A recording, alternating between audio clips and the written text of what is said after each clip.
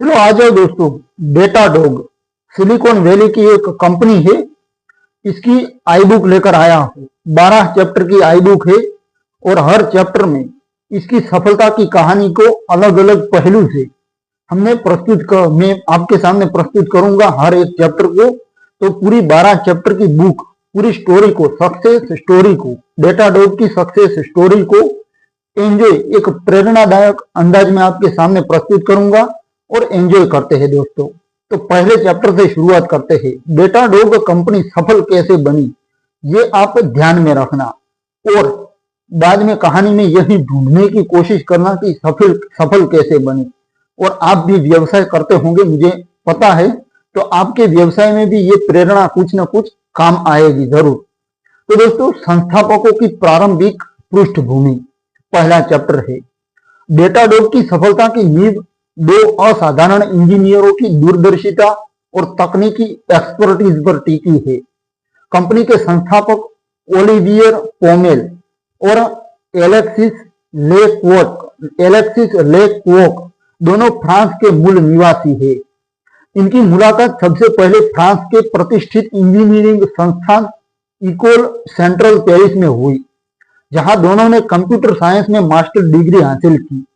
ये संस्थान यूरोप के बड़े, सबसे पुराने और सम्मानित इंजीनियरिंग स्कूलों में से एक है, जो अपने स्टूडेंट्स को गणित, फिजिक्स और कंप्यूटर साइंस की गहन समझ प्रदान करता है। कॉलेज के दिनों में ही दोनों के बीच तकनीक के प्रति गहरा लगाव और साझा रुचि विकसित हो गई। वे दोनों बड़े पैमाने पर डेटा सिस्टम, स्केलेबल आर्किटेक्चर और सॉफ्टवेयर इंजीनियरिंग की चुनौतियों पर घंटों तक चर्चा करते थे। ये दोस्ती और बौद्धिक जुड़ाव आगे चलकर डेटाडॉग की आधारशिला बना दोस्तों। ग्रेजुएशन के बाद दोनों ने अपने करियर की शुरुआत फ्रांस में नहीं बल्कि अमेरिका में की। उस समय 2000 के दशक की शुरुआत में सिलिकॉन वैली और न्यूयॉर्क जैसे शहर तकनीकी नवाचार के केंद्र बन रहे थे। ओलिवियर पोमेल ने सबसे पहले सॉफ्टवेयर इंजीनियरिंग के रूप में काम शुरू किया।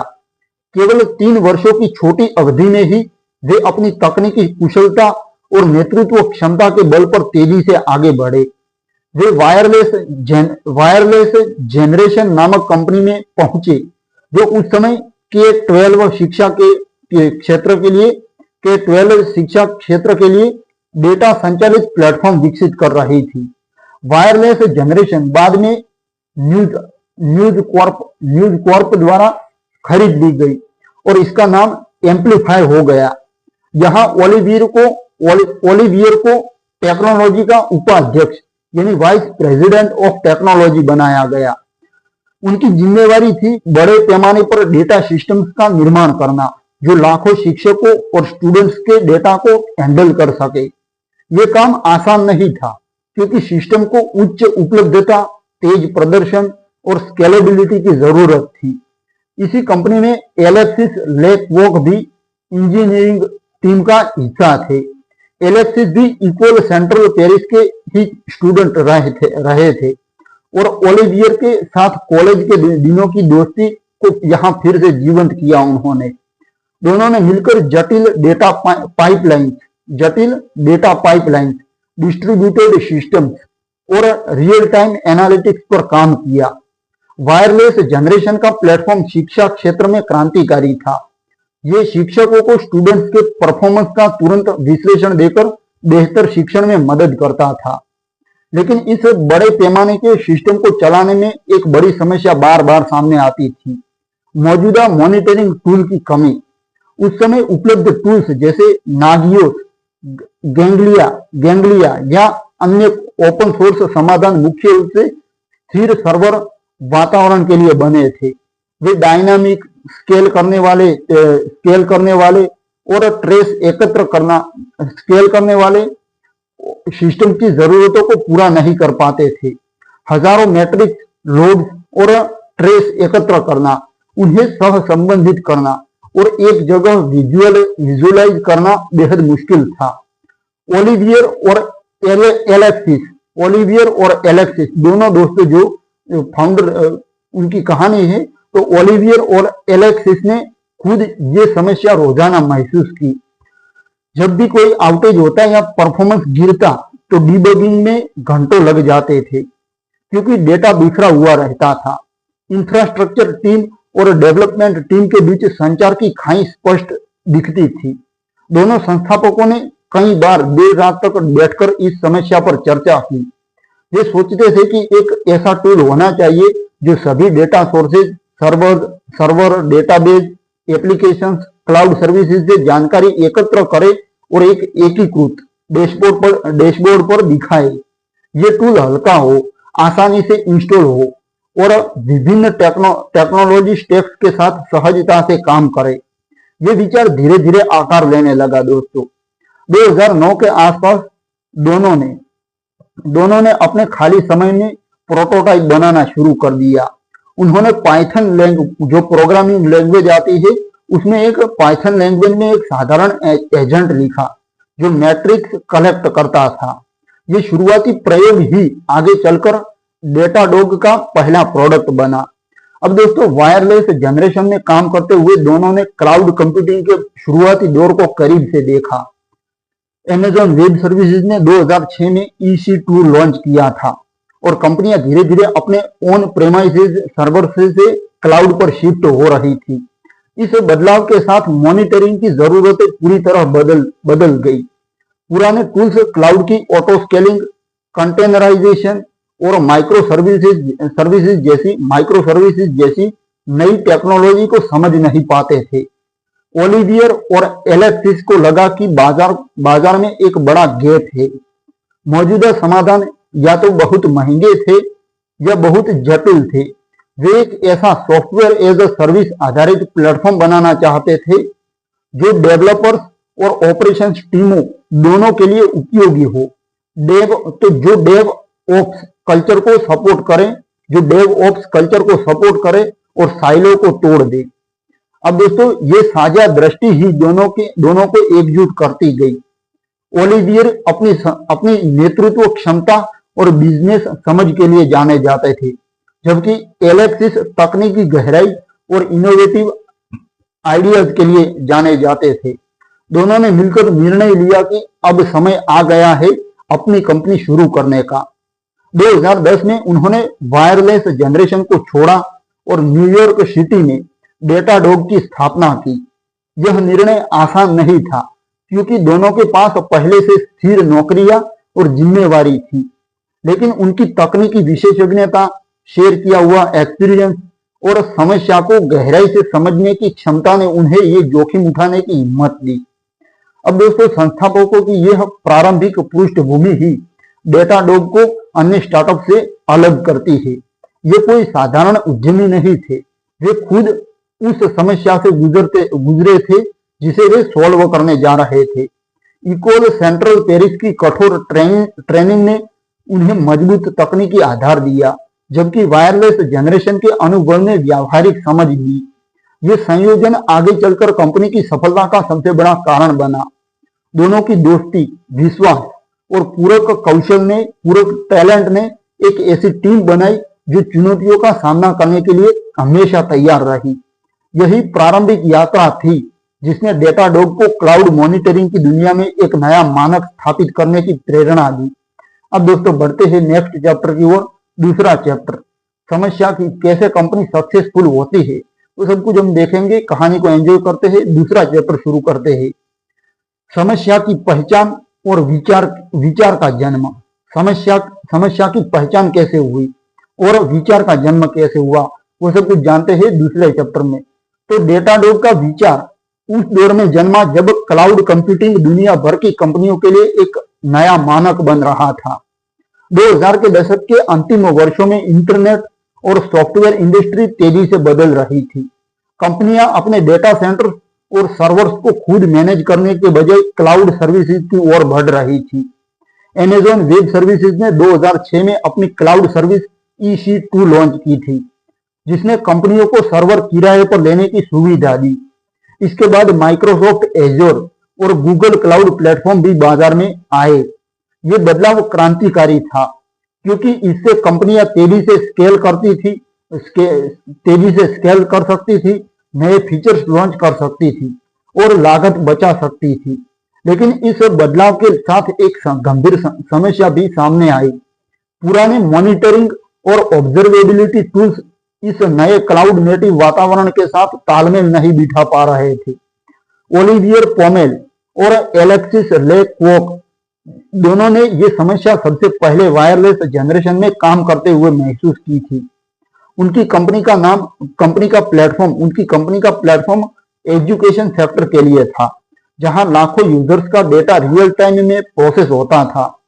सिस्टम में हजारों सर्वर और सर्विसेज चल रही थी और क्लाउड का इस्तेमाल बढ़ रहा था। जब भी कोई समस्या आती, जैसे कोई सर्वर डाउन होना, मेमोरी लीक या नेटवर्क इश्यू, तो उसे ढूंढना बेहद मुश्किल होता था। उस समय उपलब्ध मॉनिटरिंग टूल्स मुख्य रूप से पारंपरिक सर्वर वातावरण के लिए बने थे। उदाहरण के लिए नागियोस जैसे ओपन सोर्स टूल्स अलर्ट तो देते थे, लेकिन वे गतिशील क्लाउड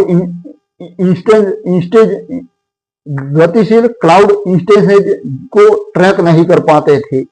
न्यू रेलिक जैसे कमर्शियल टूल्स एप्लीकेशन परफॉर्मेंस पर फोकस करते थे, लेकिन इंफ्रास्ट्रक्चर और लॉग्स को एक साथ नहीं जोड़ पाते थे। स्प्लंक जैसे टूल्स लॉग एनालिसिस में अच्छे थे, लेकिन रियल टाइम मैट्रिक्स और विजुअलाइजेशन में कमजोर थे। अब दोस्तों, संस्थापकों ने देखा, इस कंपनी के डेटाडॉग कंपनी के संस्थापकों ने देखा कि डेवलपर्स और ऑपरेशंस टीमों के बीच एक बड़ी खाई थी। डेवलपर्स नई कोड डिप्लॉय करते थे, लेकिन जब प्रोडक्शन में समस्या आती तो ऑपरेशंस टीम को दोष दिया जाता। इसके उलट ऑपरेशन टीम कहती कि डेवलपर्स बिना सोचे समझे बदलाव कर देते थे। ये साइलो कल्चर कंपनी की गति को धीमा कर रहा था।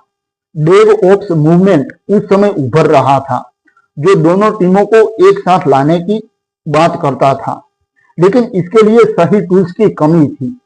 ओलिवियर और एलेक्सिस ने कई बार मीटिंग्स में इस बात पर चर्चा की। वे सोचते थे कि एक ऐसा प्लेटफॉर्म होना चाहिए जो infrastructure, matrix, application trace, logs और यूजर एक्सपीरियंस को एक ही जगह पर लाकर दिखाए। ये प्लेटफॉर्म क्लाउड नेटिव हो, ऑटो डिस्कवरी सपोर्ट करे और विभिन्न टेक्नोलॉजी स्टैक्स के साथ आसानी से इंटीग्रेट हो। 2008-2009 का समय क्लाउड अडॉप्शन के लिए महत्वपूर्ण था।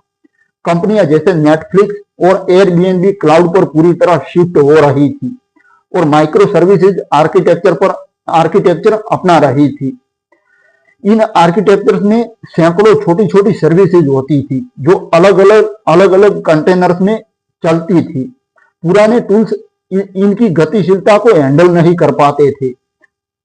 जब कोई इंटेंस स्केल अप या डाउन होता तो मॉनिटरिंग टूट जाती। डिस्ट्रीब्यूटेड ट्रेसिंग की भी कमी थी, जिसे ये समझना मुश्किल होता था कि एक रिक्वेस्ट कहाँ अटक रही है, समझने में मुश्किल होता था। संस्थापकों ने खुद इन समस्याओं से जूझते हुए महसूस किया कि बाजार में एक बड़ा अवसर है। वे जानते थे कि अगर एक साधारण, स्केलेबल और एकीकृत समाधान बनाया जाए तो हजारों कंपनियां इसे अपनाएगी। इस विचार को आकार देने में दोनों की तकनीकी पृष्ठभूमि ने बड़ी भूमिका निभाई। इकोल सेंट्रल पेरिस में पढ़ाई के दौरान उन्होंने डिस्ट्रीब्यूटेड सिस्टम और डेटा प्रोसेसिंग पर गहन अध्ययन किया था। वायरलेस जनरेशन में व्यावहारिक अनुभव ने उन्हें दिखाया कि बड़े पैमाने पर सिस्टम कैसे काम करते हैं और कहाँ दिक्कतें आती है। 2009 के अंत में दोनों ने अपने खाली समय में प्रयोग शुरू कर दिए।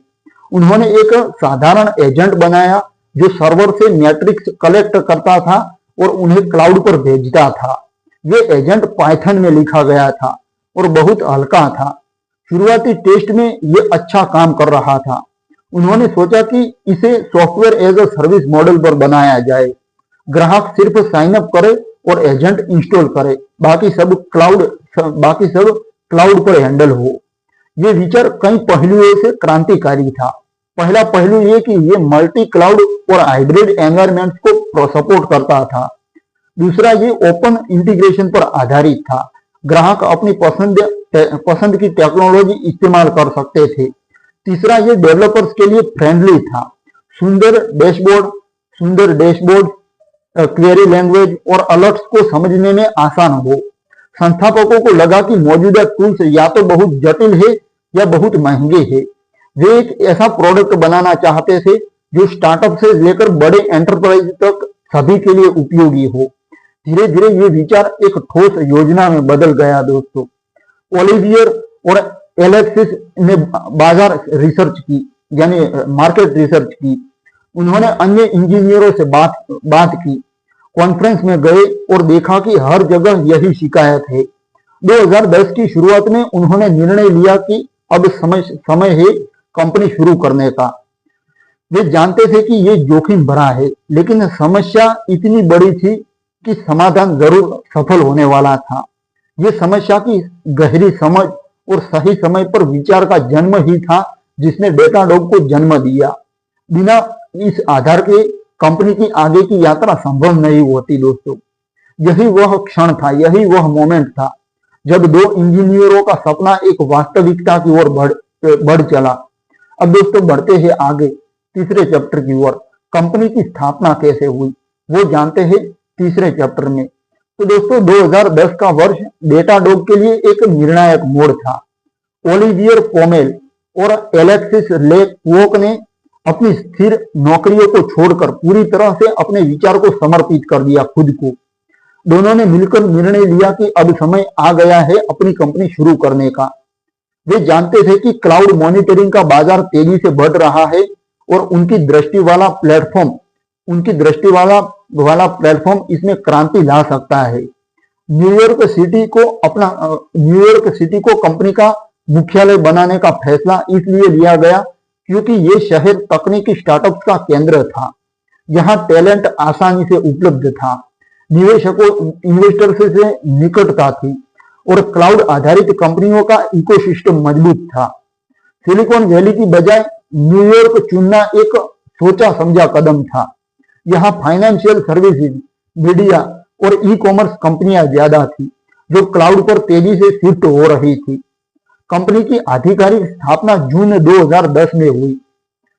शुरुआत में सिर्फ दोनों संस्थापक थे। उन्होंने एक छोटा सा ऑफिस लिया जो मैनहट्टन में था, जो अमेरिका की सबसे महंगी जगहों में से एक है, न्यूयॉर्क की। तो ये ऑफिस बहुत साधारण था, कुछ डेस्क, कंप्यूटर और व्हाइट बोर्ड, कोई लग्जरी नहीं, सिर्फ काम पर फोकस। कंपनी का नाम डेटाडॉग रखा गया। ये नाम एक मजेदार लेकिन अर्थपूर्ण विचार से आया। संस्थापकों को लगा कि उनका प्लेटफॉर्म डेटा को ट्रैक करने में कुत्ते की तरह होना चाहिए। कुत्ता जैसे चोर को ट्रैक करता है उसी तरह होना चाहिए। कुत्ता हमेशा सूंघ कर सही जगह पर पहुंच जाता है, छिपी हुई समस्याओं को ढूंढ लेता है। इसलिए डेटा और डॉग का संयोजन परफेक्ट लगा उनको। डेटा को ढूंढना, वो भी डॉग के जरिए। ये दोस्तों सोचा समझा नाम था। ये नाम याद रखने में भी आसान था, मजेदार भी था और कंपनी के मिशन को रिफ्लेक्ट करता था। डेटा की दुनिया में समस्याओं को तेजी से ढूंढना और सॉल्व करना। शुरुआती दिनों में दोनों संस्थापकों ने सभी भूमिकाएं, यानी सभी जो रोल्स आते हैं कंपनी में, वो दोनों ने खुद निभाए। ओलिवियर ने सीईओ की जिम्मेवारी संभाली और बिजनेस डेवलपमेंट, सेल्स तथा प्रोडक्ट विजन पर फोकस किया। एलेक्सिस ने चीफ टेक्नोलॉजी ऑफिसर यानी सीटीओ की भूमिका ली और मुख्य रूप से तकनीकी आर्किटेक्चर तथा कोडिंग पर काम किया। उन्होंने जल्दी ही कुछ शुरुआती कर्मचारी हायर किए, मुख्य रूप से इंजीनियर्स जो उनके विजन को समझते थे। कंपनी हायरिंग्स में से कुछ उनके पुराने सहकर्मी या कॉलेज के दोस्त थे। टीम छोटी लेकिन मजबूत थी। हर कोई मल्टीटास्किंग करता था, कोड लिखना, ग्राहकों से बात करना, बग फिक्स करना। यह स्टार्टअप कल्चर की असली मिसाल थी दोस्तों, जहां हर व्यक्ति का योगदान सीधे कंपनी की सफलता से जुड़ा था। कंपनी स्थापना के साथ, अब हम इस चैप्टर में यही जान रहे हैं कि कंपनी की स्थापना कैसे हुई। तो कंपनी स्थापना के साथ ही प्रोडक्ट डेवलपमेंट तेज हो गया। कंपनी की स्थापना के साथ ही प्रोडक्ट का डेवलपमेंट भी तेज हो गया। संस्थापकों ने अपने शुरुआती प्रोटोटाइप को आगे बढ़ाया। पहला प्रमुख कंपोनेंट था डेटाडॉग एजेंट, एक छोटा सा सॉफ्टवेयर जो सर्वर, या क्लाउड इंस्टेंस पर इंस्टॉल होता था और मैट्रिक्स कलेक्ट करके क्लाउड पर भेजता था। ये एजेंट पाइथन में लिखा गया था और बहुत हल्का था। ये सिस्टम के संसाधनों पर कम बोझ डालता था। एजेंट की सबसे बड़ी यूनिकनेस थी इसकी सरलता, आसानी। बस एक कमांड से इंस्टॉल हो जाता था और ऑटोमेटिकली होस्ट की जानकारी कलेक्ट करना शुरू कर देता था। शुरुआत में ये सीपीयू, मेमोरी, डिस्क और नेटवर्क जैसे बेसिक मैट्रिक्स ट्रैक करता था, लेकिन संस्थापकों का विजन बड़ा था। वे चाहते थे कि एजेंट आगे चलकर हजारों कस्टम मैट्रिक्स और इंटीग्रेशन सपोर्ट करे। बैक एंड की डिजाइन की शुरुआत से ही स्केलेबल रखी गई। सभी डेटा क्लाउड पर स्टोर होता था, मुख्य रूप से अमेज़न वेब सर्विसेज पर। संस्थापकों ने टाइम सीरीज डेटाबेस का इस्तेमाल किया जो बड़े पैमाने पर मैट्रिक्स हैंडल कर सके। डैशबोर्ड को वेब आधारित बनाया गया ताकि यूजर्स कहीं से भी एक्सेस कर सके। शुरुआती यूजर इंटरफेस आसान लेकिन प्रभावी था। ग्राफ्स, अलर्ट और टैगिंग सिस्टम। टैगिंग एक महत्वपूर्ण फीचर था जो आगे चलकर डेटाडॉग की पहचान बना, आइडेंटिटी बना। इससे यूजर्स अपने होस्ट को टैग्स जैसे एनवायरनमेंट, प्रोडक्शन या रोल वेब सर्वर से ऑर्गेनाइज कर सकते थे, जिससे बड़े सिस्टम में डेटा फिल्टर करना आसान हो जाता था। कंपनी की स्थापना के साथ ही ग्राहक केंद्रित दृष्टिकोण अपनाया गया। आप भी व्यवसाय करते हो तो ग्राहक केंद्रित दृष्टिकोण की, आपकी सफलता में ग्राहक केंद्रित दृष्टिकोण की बहुत बड़ी भूमिका हो सकती है दोस्तों। तो उन्होंने ग्राहक केंद्रित दृष्टिकोण अपनाया। संस्थापक खुद पोटेंशियल ग्राहकों से मिलते, जो जिसमें बड़ा आगे बढ़ने का पोटेंशियल होता था, उन ग्राहकों से मिलते, उनके सिस्टम्स देखते और फीडबैक लेते। वे ओपन सोर्स कम्युनिटी को भी सपोर्ट करते थे। कई कंपोनेंट्स को शुरुआत से ही ओपन सोर्स बनाया गया। ये रणनीति लंबे समय में बहुत काम आई क्योंकि डेवलपर्स कम्युनिटी में डेटाडॉग की चर्चा होने लगी। शुरुआती दिनों में कोई बड़ा मार्केटिंग बजट नहीं था, इसलिए वर्ड ऑफ माउथ और डायरेक्ट आउटरीच यही मुख्य तरीके थे। न्यूयॉर्क में होने का फायदा यह भी हुआ कि दोनों संस्थापक लोकल टेक मीटअप्स और कॉन्फ्रेंस में जाते। वे अपने प्रोटोटाइप को डेमो देते और फीडबैक लेते। कई बार वे रात भर कोडिंग करते और सुबह डेमो के लिए तैयार होते। ये समर्पण ही कंपनी को आगे बढ़ा रहा था। चुनौतियां भी थी, सर्वर क्रैश होना, डेटा लॉस के डर या तकनीकी बग्स, लेकिन दोनों की तकनीकी विशेषज्ञता, टेक्नोलॉजिकल एक्सपर्टीज ने हर समस्या को सॉल्व किया। अब दोस्तों 2010 के अंत तक कंपनी ने अपना पहला बीटा वर्जन लॉन्च कर दिया। कुछ चुनिंदा ग्राहकों को इनवाइट किया गया जो उनके प्रोडक्ट को टेस्ट करे। ये शुरुआती फीडबैक बहुत कीमती था क्योंकि इससे प्रोडक्ट में तेजी से सुधार हुए। कंपनी की स्थापना न सिर्फ एक बिजनेस शुरू करना था, बल्कि एक नई सोच को जन्म देना था। क्लाउड युग के लिए बना हुआ मॉनिटरिंग प्लेटफॉर्म जो सरल, स्केलेबल और एकीकृत हो। ये छोटी लेकिन महत्वाकांक्षी शुरुआत ही डेटाडॉग की आगे की सफलता का आधार बनी। 2 इंजीनियरों की टीम ने जो नींव रखी वह इतनी मजबूत थी कि आने वाले वर्षों में कंपनी तेजी से बढ़ी। न्यूयॉर्क का छोटा सा ऑफिस आगे चलकर वर्ल्ड लेवल पर फैले संगठन का केंद्र बना। ये अध्याय बताता है कि सही समय पर सही कदम उठाकर और कड़ी मेहनत करने से कोई भी सपना हकीकत बन सकता है दोस्तों। अब दोस्तों ये कंपनी की स्थापना कैसे हुई वो सब कुछ हमने तीसरे चैप्टर में देखा। अब चौथे चैप्टर में जानते हैं प्रारंभिक उत्पाद और टेक्नोलॉजी आधार। प्रारंभिक उत्पाद क्या थे और टेक्नोलॉजी आधार क्या था। तो ये है चौथा चैप्टर। डेटाडॉग का पहला प्रोडक्ट लॉन्च होना कंपनी के इतिहास में एक महत्वपूर्ण माइलस्टोन था। 2011 की शुरुआत में कंपनी ने अपना बीटा वर्जन सार्वजनिक किया, पब्लिक किया और फिर उसी वर्ष के मध्य में सामान्य उपलब्धता यानी जनरल अवेलेबिलिटी की घोषणा की, अनाउंसमेंट किया। ये प्रोडक्ट मुख्य रूप से इंफ्रास्ट्रक्चर मॉनिटरिंग पर केंद्रित था। इसका मूल विचार था कि क्लाउड और ऑन प्रेमाइसेस दोनों वातावरणों से मैट्रिक्स एकत्र करके उन्हें एक एकीकृत डैशबोर्ड पर दिखाया जाए। उस समय बाजार में उपलब्ध टूल्स या तो सिर्फ सर्वर मॉनिटरिंग करते थे या सिर्फ एप्लीकेशन परफॉर्मेंस, लेकिन डेटाडॉग ने शुरू से ही एक व्यापक दृष्टिकोण अपनाया। प्रोडक्ट का नाम भी सरल रखा गया, डेटाडॉग इंफ्रास्ट्रक्चर मॉनिटरिंग। ये सॉफ्टवेयर एज अ सर्विस यानी सांस, SaaS, सांस वो बहु वाली सांस नहीं, सॉफ्टवेयर एज अ सर्विस ये सांस होता है दोस्तों। तो ये सॉफ्टवेयर एज अ सर्विस आधारित था, जिसका मतलब था कि ग्राहकों को कोई बड़ा सॉफ्टवेयर इंस्टॉल करने की जरूरत नहीं, सिर्फ एक छोटा एजेंट होस्ट पर चलाना पड़ता था और बाकी सब क्लाउड पर हैंडल होता था। अब दोस्तों प्रोडक्ट का सबसे महत्वपूर्ण हिस्सा था डेटाडॉग एजेंट।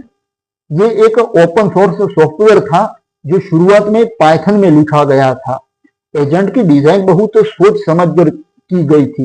ये हल्का था, कम सीपीयू और मेमोरी इस्तेमाल करता था और विभिन्न operating system Linux, Windows, Mac OS पर आसानी से चलता था। इंस्टॉलेशन बेहद आसान था, एक सिंगल कमांड से हो जाता था। एजेंट ऑटोमेटिकली होस्ट की बेसिक जानकारी जैसे सीपीयू उपयोग, memory, disk IO, network traffic और प्रोसेस कलेक्ट करता था। लेकिन इसकी असली ताकत थी कस्टम मैट्रिक सपोर्ट। यूजर्स अपने खुद के मैट्रिक्स भेज सकते थे। एजेंट में बिल्ट इन चेक्स थे जो लोकप्रिय सर्विसेज जैसे माई एसक्यूएल, पोस्टग्रे एसक्यूएल, NGINF और अपाचे को मॉनिटर करते थे। ये फ्लेक्सिबिलिटी डेवलपर्स को बहुत पसंद आई क्योंकि वे अपनी जरूरत के अनुसार मॉनिटरिंग कस्टमाइज कर सकते थे। तकनीकी आधार की बात करें तो तकनीकी आधार की एक और मजबूती थी इंटीग्रेशन की शुरुआती रणनीति। लॉन्च के समय ही डेटाडॉग ने अमेज़न वेब सर्विसेज के साथ गहरा इंटीग्रेशन जोड़ा। Users EC2 instances, ELB, RDS और अन्य अमेज़न वेब सर्विसेज से मैट्रिक्स सीधे देख सकते थे। इसके अलावा डॉकर, पपेट और चेफ जैसे टूल्स के साथ भी शुरुआती सपोर्ट था। संस्थापकों ने समझा था कि क्लाउड युग में कंपनियां मल्टी टूल स्टैक इस्तेमाल करती है, इसलिए उनका प्लेटफॉर्म हर लोकप्रिय टेक्नोलॉजी के साथ काम करना चाहिए। ये ओपन इंटीग्रेशन अप्रोच आगे चलकर डेटाडॉग की सबसे बड़ी USP बनी, यानी यूनिक सेलिंग पॉइंट बना। कंपनी ने एक इंटीग्रेशन मार्केटप्लेस बनाया जहां कम्युनिटी और पार्टनर्स अपने इंटीग्रेशन सबमिट कर सकते थे। डैशबोर्ड और विजुअलाइजेशन भी प्रोडक्ट की प्रमुख यूनिकनेस थी। डेटाडॉग ने सुंदर इंटरैक्टिव ग्राफ्स प्रदान किए जो रियल टाइम में अपडेट होते थे। यूजर्स टाइम सीरीज डेटा को आसानी से क्वेरी कर सकते थे। टैगिंग सिस्टम एक इनोवेटिव फीचर था। हर होस्ट, मैट्रिक या सर्विस को टैग्स से ऑर्गेनाइज किया जा सकता था। उदाहरण के लिए NENV प्रोड, रीजन, US ईस्ट जैसे टैग्स से बड़े सिस्टम में डेटा फिल्टर करना और सह संबंधित करना आसान हो जाता था। अलर्टिंग सिस्टम भी मजबूत था। यूजर्स थ्रेशोल्ड सेट कर सकते थे और अनोमली डिटेक्शन के लिए बेसिक मशीन लर्निंग का इस्तेमाल शुरू से ही था। बैक एंड आर्किटेक्चर पर भी विशेष ध्यान दिया गया। सभी डेटा अमेज़न वेब सर्विसेज पर स्टोर होता था और कंपनी ने कस्टम टाइम सीरीज डेटाबेस विकसित किया जो बड़े पैमाने पर मैट्रिक्स हैंडल कर सके। डेटा को कुशलता से कंप्रेस किया जाता था ताकि स्टोरेज और क्वेरी स्पीड दोनों अच्छी रहे। शुरुआती दिनों में स्केलेबिलिटी को ध्यान में रखा गया क्योंकि संस्थापक जानते थे कि ग्राहक तेजी से बढ़ेंगे। सुरक्षा भी प्राथमिकता थी। डेटा ट्रांसमिशन एन्क्रिप्टेड था और SOC 2 कंप्लायंस शुरुआत से ही हासिल किया गया। 2018 में एक बड़ा तकनीकी अपग्रेड हुआ जब डेटाडॉग ने एजेंट को पूरी तरह से गो भाषा में फिर से लिखा। ये नया एजेंट वर्जन 6 और उसके बाद का था। गो में लिखने से एजेंट और तेज, अधिक विश्वसनीय और कम संसाधन खपत वाला हो गया। ये विंडोज पर बेहतर परफॉर्म करता था और नए प्लेटफॉर्म जैसे कुबरनेटिस और सर्वरलेस को नेटिवली सपोर्ट करता था। ये बदलाव एक बड़ा इंजीनियरिंग फीट था, क्योंकि पुराने पाइथन एजेंट से माइग्रेशन सुचारू रूप से करना पड़ा। नए एजेंट सिंगल बाइनरी था जो कोई डिपेंडेंसी नहीं रखता था, जिससे डिप्लॉयमेंट और आसान हो गया। कंपनी ने हमेशा ओपन सोर्स कम्युनिटी को योगदान दिया। एजेंट कोड गिट हब पर उपलब्ध था और कम्युनिटी से हजारों कंट्रीब्यूशन आए। कई इंटीग्रेशंस भी ओपन सोर्स थे। इस रणनीति ने डेटाडॉग को डेवलपर फ्रेंडली इमेज दी और प्रतिस्पर्धियों से अलग किया। जहां अन्य कंपनियां क्लोज्ड सोर्स रहती थी, डेटाडॉग ने पारदर्शिता अपनाई, यानी ट्रांसपेरेंसी अपनाई। ये प्रारंभिक उत्पाद और तकनीकी आधार ही डेटाडॉग को बाजार में स्थापित करने का कारण बना। सरल, आसान लेकिन शक्तिशाली फीचर्स, मजबूत इंजीनियरिंग और क्लाउड नेटिव डिजाइन ने ग्राहकों का भरोसा जीता। शुरुआती ग्राहक जैसे टेक स्टार्टअप और डिजिटल कंपनियां इसकी वजह से आकर्षित हुई। ये तकनीकी मजबूती आगे के वर्षों में उत्पाद विस्तार, यानी प्रोडक्ट का एक्सपेंशन और इनोवेशन का आधार बनी। बिना इस ठोस फाउंडेशन के डेटाडॉग की तेज विकास यात्रा संभव नहीं होती दोस्तों। तो ये था दोस्तों टेक्नोलॉजी आधार और शुरुआती प्रोडक्ट। अब दोस्तों पांचवा चैप्टर है शुरुआती चुनौतियां। चुनौतियां भी होती है, सफलता की कहानी में चुनौतियां जरूर होती है। तो शुरुआती चुनौतियां और उसके समाधान के बारे में हम पांचवें चैप्टर में बात करते हैं दोस्तों। तो किसी भी स्टार्टअप की यात्रा में शुरुआती वर्ष सबसे कठिन होते हैं, ये सच बात है, और डेटाडॉग भी इससे अछूता नहीं रहा। 2011 में प्रोडक्ट लॉन्च होने के बाद कंपनी को बाजार में अपनी जगह बनाने के लिए कई चुनौतियों का सामना करना पड़ा।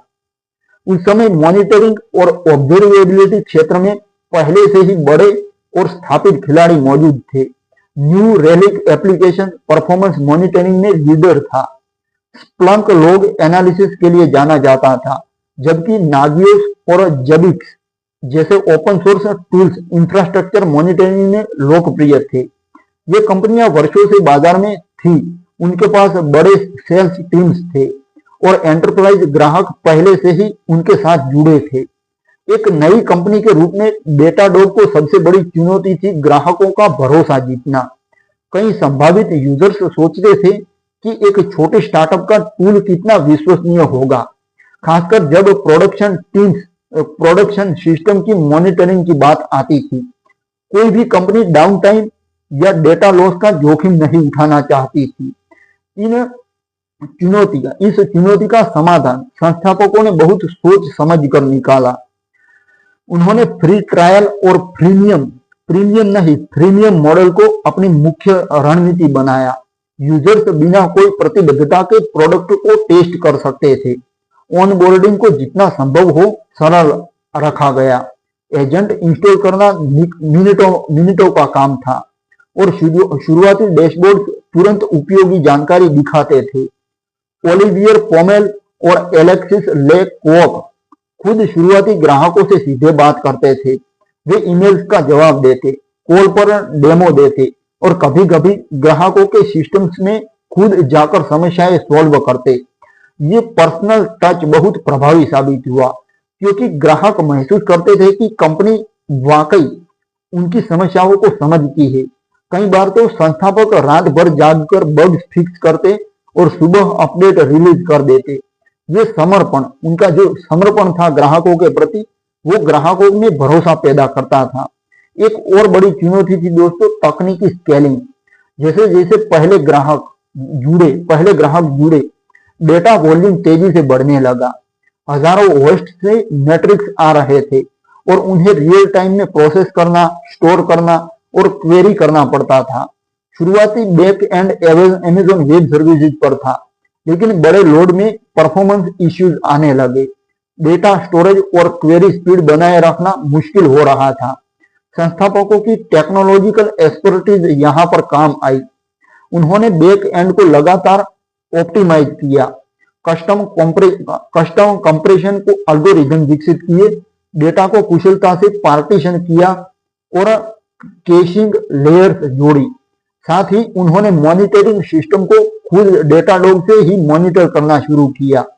ये डॉग फूडिंग अप्रोच था जो उनकी अपनी समस्याओं को जल्दी पकड़ने में मदद करता था। ये सुधार धीरे धीरे लेकिन लगातार किए गए, जिससे प्लेटफॉर्म अधिक विश्वसनीय और स्केलेबल होता गया। टीम निर्माण भी एक चुनौती थी। न्यूयॉर्क में अच्छे इंजीनियर्स को हायर करना आसान नहीं था, क्योंकि बड़ी टेक कंपनियां ज्यादा सैलरी और बेनिफिट्स दे रही थी। शुरुआती दिनों में टीम बहुत छोटी थी, सिर्फ 10-15 लोग। हर कोई कई भूमिकाएं निभाता था। समाधान के रूप में कंपनी ने मजबूत संस्कृति पर फोकस किया। संस्थापक ऐसे लोगों को हायर करते थे जो विजन से जुड़ा महसूस करते हो और क्लाउड टेक्नोलॉजी में पैशन जुनून रखते हो। उन्हें इक्विटी और स्वायत्तता दी गई ताकि वे मालिकाना भावना से काम कर दे। ओपन सोर्स कम्युनिटी से भी कई टैलेंटेड इंजीनियर्स जुड़े, क्योंकि डेटाडॉग का एजेंट और इंटीग्रेशन ओपन सोर्स थे। ये कम्युनिटी योगदान कंपनी की ताकत बना। अब दोस्तों, मार्केटिंग और सेल्स की कमी भी एक समस्या थी। बड़ा बजट नहीं होने से पारंपरिक विज्ञापन संभव नहीं थे। इसका समाधान कंटेंट मार्केटिंग और कम्युनिटी बिल्डिंग से किया गया। कंपनी ने ब्लॉग पोस्ट लिखे जिनमें क्लाउड मॉनिटरिंग की बेस्ट प्रैक्टिसेज शेयर की गई। टेक कॉन्फ्रेंस में स्पीकिंग सेशंस दिए गए। ग्राहकों की सफलता कहानियां शेयर की गई। बिना नाम बताए भी केस स्टडीज प्रभावी था। अब दोस्तों, वर्ड ऑफ माउथ सबसे शक्तिशाली हथियार होता है। वो शक्तिशाली हथियार बना कंपनी के लिए, डेटाडॉग के लिए। एक संतुष्ट ग्राहक दूसरों को रेफर करता और चेन रिएक्शन शुरू हो जाता। सुरक्षा और कंप्लायंस भी शुरुआती चुनौती थी। एंटरप्राइज ग्राहक SOC 2 HIPAA जैसे सर्टिफिकेशन मांगते थे। कंपनी ने शुरू से ही सुरक्षा को प्राथमिकता दी। डेटा एन्क्रिप्शन, एक्सेस कंट्रोल्स और ऑडिट लॉग्स लागू किए। 2013-14 तक प्रमुख कंप्लायंस हासिल कर लिए गए, जिससे बड़े ग्राहकों के दरवाजे खुले। ये सभी चुनौतियां डेटाडॉग को कमजोर नहीं बल्कि मजबूत बनाती गई। हर समस्या का समाधान ग्राहक केंद्रित सोच, तकनीकी इनोवेशन और टीम वर्क से निकाला गया। फ्री ट्रायल, आसान ऑनबोर्डिंग, पर्सनल सपोर्ट और लगातार प्रोडक्ट सुधार ने धीरे धीरे बाजार में जगह बनाई। 2012-13 तक कंपनी ने सैकड़ों ग्राहक हासिल कर लिए थे, मुख्य रूप से टेक स्टार्टअप्स और डिजिटल नेटिव कंपनियां। ये शुरुआती संघर्ष ही आगे की तेज विकास की नींव बने। बिना इन चुनौतियों और उनके समाधानों के डेटाडॉग आज की स्थिति में नहीं पहुंचता। ये दौर साबित करता है कि सही दृष्टिकोण और दृढ़ता से कोई भी बाधा पार की जा सकती है। अब दोस्तों, बढ़ते हैं अगले चैप्टर की ओर और छठा चैप्टर में जानते हैं पहला ग्राहक की सफलता की कहानियां। पहले ग्राहकों की, जो पहले ग्राहक उनको मिले, उनकी सफलता की कहानियां। ये है छठा चैप्टर। तो डेटाडॉग की प्रारंभिक सफलता का सबसे बड़ा प्रमाण उसके पहले ग्राहक थे, जो उनको पहले मिले, जो मुख्य रूप से क्लाउड नेटिव और तेजी से बढ़ रही टेक कंपनियां थी। 2011-12 के दौर में जब कंपनी ने अपना प्रोडक्ट लॉन्च किया तो बाजार में भरोसा बनाना आसान नहीं था, लेकिन कुछ दूरदर्शी कंपनियों ने डेटाडॉग को मौका दिया और उनके साथ मिलकर प्लेटफॉर्म को आकार दिया। ये शुरुआती ग्राहक अक्सर स्टार्टअप्स या डिजिटल ट्रांसफॉर्मेशन कर रही कंपनियां थी, जो माइक्रो सर्विसेज, कंटेनराइजेशन और क्लाउड स्केलिंग का इस्तेमाल कर रही थी। अब दोस्तों, इन्होंने डेटाडॉग को अपनाया क्योंकि यह उनके जटिल गतिशील सिस्टम्स को एक ही जगह मॉनिटर करने का सरल और प्रभावी तरीका प्रोवाइड करता था। इन ग्राहकों की सफलता की कहानियां ही कंपनी की सबसे मजबूत मार्केटिंग बनी, क्योंकि वे कहानियां असली थी और इंजीनियरिंग कम्युनिटी में तेजी से फैली। एक प्रमुख शुरुआती ग्राहक था एयरबीएनबी। उस समय एयरबीएनबी तेजी से बढ़ रहा था और दुनिया भर में लाखों लिस्टिंग्स हैंडल कर रहा था। उनकी आर्किटेक्चर माइक्रो सर्विसेज पर आधारित थी, जिसमें सैकड़ों सर्विसेज अलग अलग चल रही थी। पुराने मॉनिटरिंग टूल्स इनकी गतिशीलता को ट्रैक नहीं कर पाते थे। जब सर्विसेज स्केल होती या फेल होती तो समस्या ढूंढने में घंटे लग जाते थे।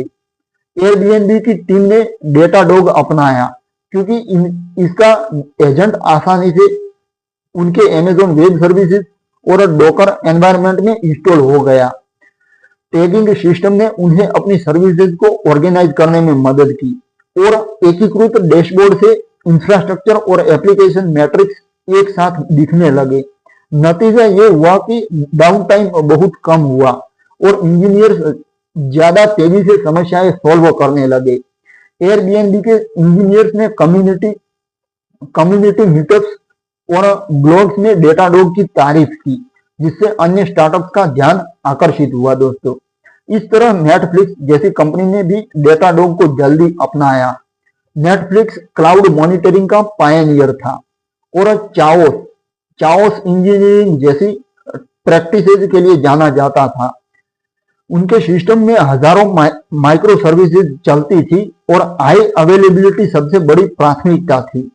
डेटाडॉग का रियल टाइम विजुअलाइजेशन और अनोमली डिटेक्शन नेटफ्लिक्स की टीम को बहुत पसंद आया।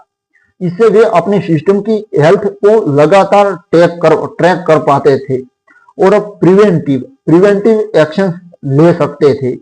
नेटफ्लिक्स के इंजीनियर्स ने कॉन्फ्रेंस में डेटाडॉग का जिक्र किया, खासकर इसकी स्केलेबिलिटी और इंटीग्रेशन की तारीफ की। ये सफलता कहानी, सक्सेस स्टोरी इसलिए महत्वपूर्ण थी क्योंकि नेटफ्लिक्स जैसी कंपनी का सपोर्ट नए ग्राहकों में विश्वास पैदा करता था। अगर नेटफ्लिक्स जैसे बड़े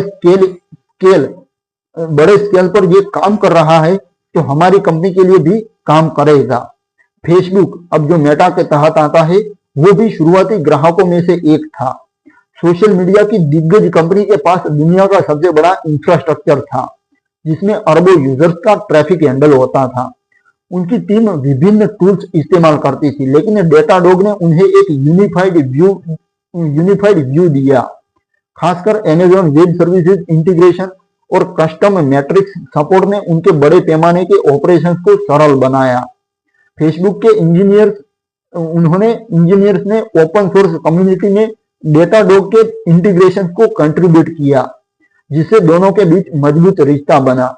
इन बड़ी कंपनियों का इस्तेमाल डेटाडॉग की विश्वसनीयता का प्रमाण था। दोस्तों, अन्य शुरुआती ग्राहकों में ट्विलियो, एटसी और मोजिला जैसी कंपनियां शामिल थी। ट्विलियो, जिस पर मैं आईबुक बना चुका हूं दोस्तों, तो ट्विलियो क्लाउड कम्युनिकेशन प्रोवाइड करता था और उसके सिस्टम में रियल टाइम परफॉर्मेंस क्रिटिकली थी। डेटाडॉग की अलर्टिंग और डैशबोर्ड्स ने उन्हें ग्राहक कॉल्स की क्वालिटी मॉनिटर करने में मदद की। अब एटसी कहता हूं मैं उसको, मुझे उतनी अंग्रेजी नहीं आती है दोस्तों। तो एटसी जैसी ई कॉमर्स कंपनी ने इसे अपनी डिप्लॉयमेंट पाइपलाइन में इंटीग्रेट किया, जिससे नए फीचर्स रिलीज करते समय कॉन्फिडेंस बढ़ा। इन ग्राहकों की आम बात थी डेव ऑप्स कल्चर। वे तेजी से कोड डिप्लॉय करते थे और मॉनिटरिंग को कोड के साथ ही ट्रीट करते थे। डेटाडॉग का इंफ्रास्ट्रक्चर एज कोड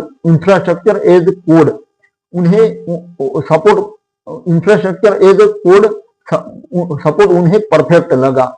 ये सफलता की कहानियां सिर्फ केस स्टडीज नहीं थी, वे वास्तविक परिणामों पर आधारित थी।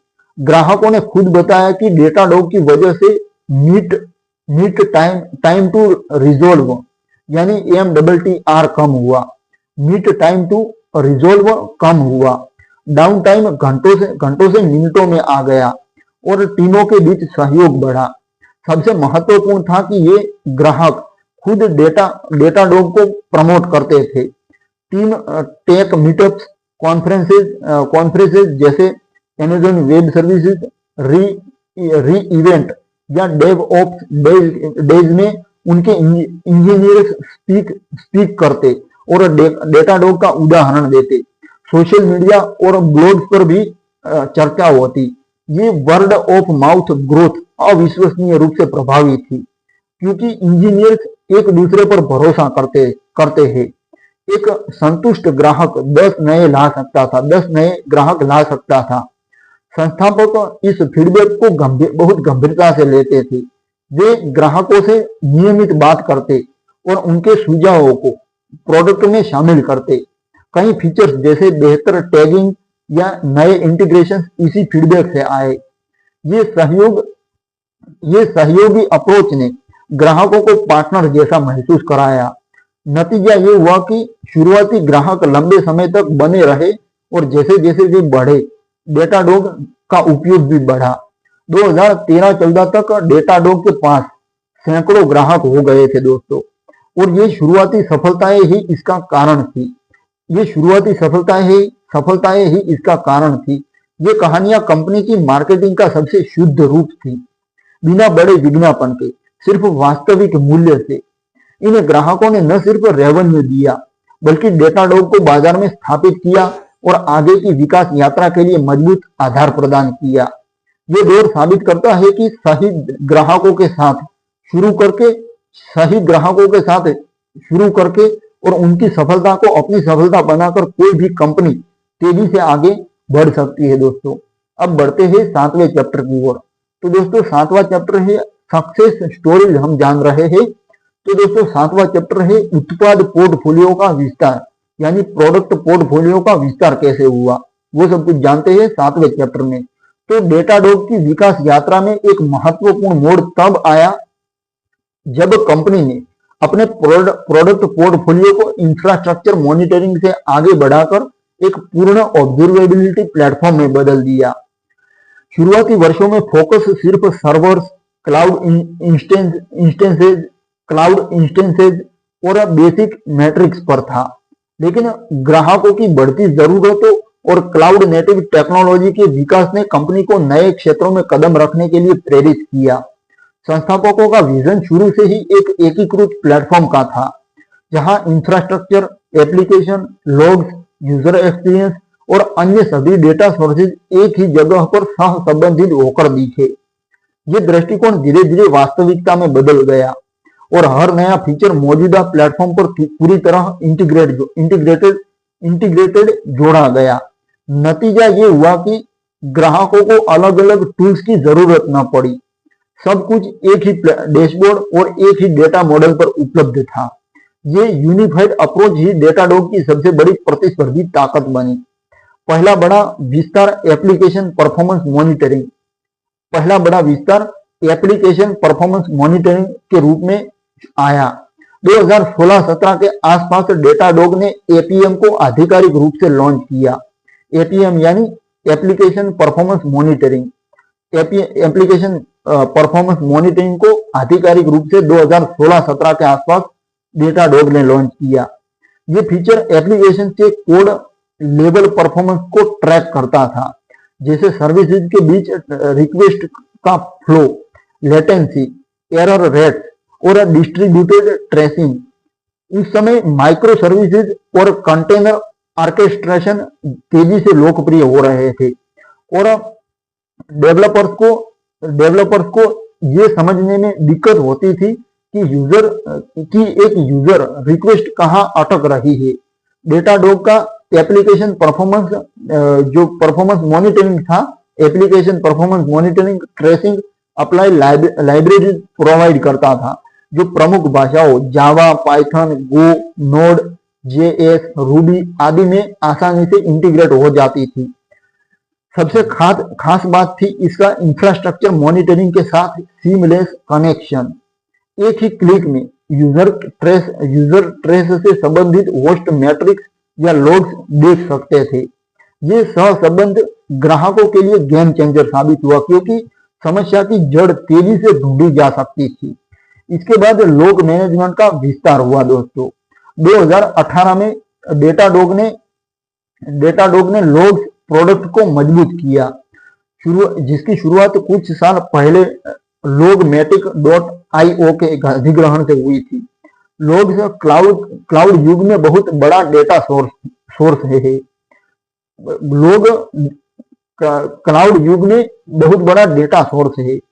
एप्लीकेशन, सर्विसेज और इंफ्रास्ट्रक्चर से आने वाले टेक्स्ट बेस्ड रिकॉर्ड सबसे ग्राहक सबसे सॉरी पहले ग्राहक स्प्लंक जैसे अलग टूल्स इस्तेमाल करते थे, लेकिन डेटाडॉग ने लॉग्स को भी उसी प्लेटफॉर्म पर लाया। यूजर्स लॉग्स कलेक्ट कर सकते थे, उन्हें इंडेक्स कर सकते थे, सर्च कर सकते थे और सबसे महत्वपूर्ण उन्हें मैट्रिक्स और ट्रेस के साथ सह संबंधित कर सकते थे। लॉग एनालिटिक्स में पैटर्न रिकॉग्निशन और मशीन लर्निंग बेस्ड पार्सिंग जोड़ी गई। अब दोस्तों, जिससे जटिल लॉग्स को आसानी से समझा जा सकता था। ये फीचर एंटरप्राइज ग्राहकों को बहुत आकर्षित किया। इस फीचर ने एंटरप्राइज ग्राहकों को बहुत आकर्षित किया क्योंकि इससे साइलो टूटे और सभी ऑब्जर्वेबिलिटी डेटा एक जगह आ गया। सिंथेटिक मॉनिटरिंग एक और महत्वपूर्ण जोड़ था। ये फीचर यूजर एक्सपीरियंस को प्रोएक्टिवली टेस्ट करता था, जैसे एप्लीकेशन परफॉर्मेंस जैसे API and points, web page load time या थर्ड पार्टी सर्विसेज की उपलब्धता। सिंथेटिक्स ब्राउजर और एपीआई टेक्स्ट चलाते थे विभिन्न लोकेशन से और समस्याओं को यूजर प्रभावित होने से पहले पकड़ लेते थे। ये विशेष रूप से ई कॉमर्स और डिजिटल सर्विसेज वाली कंपनियों के लिए उपयोगी था। डेटाडॉग ने इसे भी मौजूदा डैशबोर्ड में इंटीग्रेट किया, जिसे अलर्ट्स और ट्रेस एक साथ दिखते थे। नेटवर्क मॉनिटरिंग भी पोर्टफोलियो का हिस्सा बना। दोस्तों, क्लाउड और हाइब्रिड एनवायरनमेंट्स में नेटवर्क परफॉर्मेंस समझना मुश्किल होता है क्योंकि ट्रैफिक वर्चुअल और डिस्ट्रीब्यूटेड होता है। डेटाडॉग का network product flow data collect करता था और विजुअलाइजेशन प्रोवाइड करता था, जैसे कौन सी सर्विसेज कितना ट्रैफिक भेज रही है या कहाँ बोटल नेक्स है। एनपीएम यानी नेटवर्क परफॉर्मेंस मॉनिटरिंग उसको भी इंटीग्रेट करता था और फिर से सब कुछ एक प्लेटफॉर्म पर उपलब्ध था। इसके अलावा रियल यूजर मॉनिटरिंग यानी RUM database monitoring, real user monitoring, इसके अलावा real user monitoring, database monitoring और सर्वरलेस मॉनिटरिंग जैसे फीचर्स जोड़े गए। अब रियल यूजर मॉनिटरिंग वेब और मोबाइल एप्लीकेशंस के यूजर्स के एक्सपीरियंस को ट्रैक करता था। Page load time, JavaScript errors आदि। हर नया प्रोडक्ट ग्राहकों के फीडबैक और बाजार की जरूरतों पर आधारित था। कंपनी ने कई छोटे अधिग्रहण भी किए जिनकी टेक्नोलॉजी को प्लेटफॉर्म में जोड़ा गया, जैसे माडुम्बो AI बेस्ड टेस्टिंग या अन्य स्टार्टअप, जैसे माडुम्बो AI बेस्ड टेस्टिंग है या अन्य स्टार्टअप को जोड़ा गया, टेक्नोलॉजी को प्लेटफॉर्म में जोड़ा गया। ये विस्तार रणनीतिक था। दोस्तों, डेटाडॉग ने कभी अलग अलग स्टैंड अलोन प्रोडक्ट्स नहीं बनाए। हर फीचर उसी डेटा मॉडल, टैगिंग सिस्टम और यूजर इंटरफेस पर आधारित था। इससे ग्राहकों को लर्निंग कर्व कम लगती थी और वैल्यू ज्यादा मिलती थी। प्रतिस्पर्धी जैसे न्यू रेलिक या स्प्लंक अलग अलग क्षेत्रों में मजबूत थे, लेकिन डेटाडॉग की यूनिफाइड ऑब्जर्वेबिलिटी ने इसे अलग पहचान दी। ग्राहक एक ही प्लेटफॉर्म पर मैट्रिक्स, ट्रेस, लॉग्स, सिंथेटिक्स और RUM सब देख सकते थे, जिससे डेव ऑप्स और SRE टीमों का काम आसान हो गया। ये उत्पाद विस्तार कंपनी की ग्रोथ का मुख्य ड्राइवर बना। जैसे जैसे क्लाउड अडॉप्शन बढ़ा, कंपनियां जटिल सिस्टम चला रही थी और उन्हें पूर्ण दृश्यता चाहिए थी। डेटाडॉग ने इस जरूरतों को समय से पहले समझा और लगातार नए फीचर जोड़ते रही। 2020 के दशक तक कंपनी एक संपूर्ण ऑब्जर्वेबिलिटी सूट प्रदान कर रही थी, जो हजारों ग्राहकों के लिए अपरिहार्य हो गया। ये अध्याय दिखाता है कि ग्राहक जरूरतों को सुनकर और एकीकृत दृष्टिकोण अपनाकर कोई भी कंपनी या कोई भी व्यवसाय अपने प्रोडक्ट को कैसे विश्वसनीय, कैसे वर्ल्ड लेवल बना सकती है। ग्राहक की जरूरतों को सुनकर और एकीकृत दृष्टिकोण अपनाकर कोई भी व्यवसाय अपने प्रोडक्ट को वर्ल्ड लेवल पर पहुंचा सकता है। अब दोस्तों बढ़ते हैं 8वें चैप्टर की ओर, इंटीग्रेशन की रणनीति। इंटीग्रेशन की रणनीति क्या थी उसके बारे में जानते हैं 8वें चैप्टर में। तो दोस्तों डेटाडॉग की सफलता उसका एक सबसे बड़ा रहस्य उसकी इंटीग्रेशन रणनीति रही है, जिसने कंपनी को क्लाउड ऑब्जर्वेबिलिटी क्षेत्र में अजेय बना दिया। शुरुआत से ही संस्थापकों ने समझा था कि आधुनिक कंपनियां एक ही टेक्नोलॉजी पर निर्भर रहती, वे मल्टी क्लाउड एनवायरमेंट, विभिन्न टूल्स और ओपन सोर्स प्रोजेक्ट्स का मिश्रण इस्तेमाल करती है। अगर उनका प्लेटफॉर्म सिर्फ कुछ चुनिंदा टेक्नोलॉजी तक सीमित रहता तो ग्राहक इसे अपनाने में हिचकिचाते। इसलिए डेटाडॉग ने शुरुआत से ही एक ओपन इकोसिस्टम बनाने पर जोर दिया। इसका मतलब था कि हर लोकप्रिय टेक्नोलॉजी, चाहे वह क्लाउड प्रोवाइडर हो, कंटेनर आर्केस्ट्रेटर, डेटाबेस, CI/CD टूल या थर्ड पार्टी सर्विसेज के साथ तैयार इंटीग्रेशन उपलब्ध कराना। ये रणनीति न सिर्फ ग्राहकों को स्वतंत्रता देती थी बल्कि वेंडर लॉक इन से बचाती थी। ग्राहक अपनी पसंद की टेक्नोलॉजी इस्तेमाल कर सकते थे और फिर भी डेटाडॉग पर सभी डेटा एक जगह देख सकते थे। ये दृष्टिकोण 2011 में प्रोडक्ट लॉन्च के साथ ही शुरू हो गया था। शुरुआती इंटीग्रेशन में अमेज़न वेब सर्विसेज के प्रमुख कंपोनेंट्स जैसे EC2, S3, lambda, lambda, ELB और RDS शामिल थे। कंपनी ने अमेज़न वेब सर्विसेज के साथ गहरा सहयोग किया और क्लाउड के सबसे बड़े प्लेयर होने के नाते ये इंटीग्रेशन ग्राहकों को तुरंत वैल्यू देता था। इसके बाद गूगल क्लाउड प्लेटफॉर्म और माइक्रोसॉफ्ट एज्योर के लिए भी जल्दी इंटीग्रेशन जोड़े गए, जिससे डेटाडॉग मल्टी क्लाउड सपोर्ट वाला प्लेटफॉर्म बन गया। ग्राहक एक ही डैशबोर्ड पर तीनों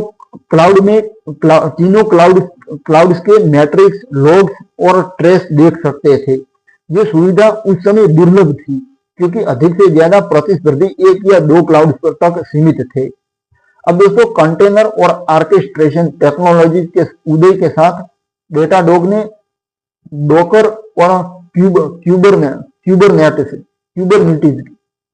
और क्यूबरनेटिस के लिए नेटिव इंटीग्रेशन विकसित किए।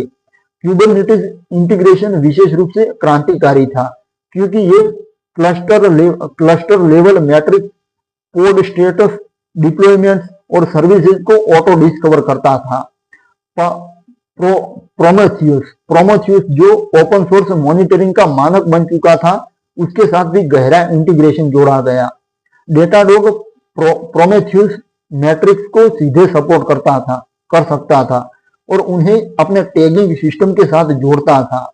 इससे ओपन सोर्स कम्युनिटी के यूजर्स आसानी से माइग्रेट कर सकते थे।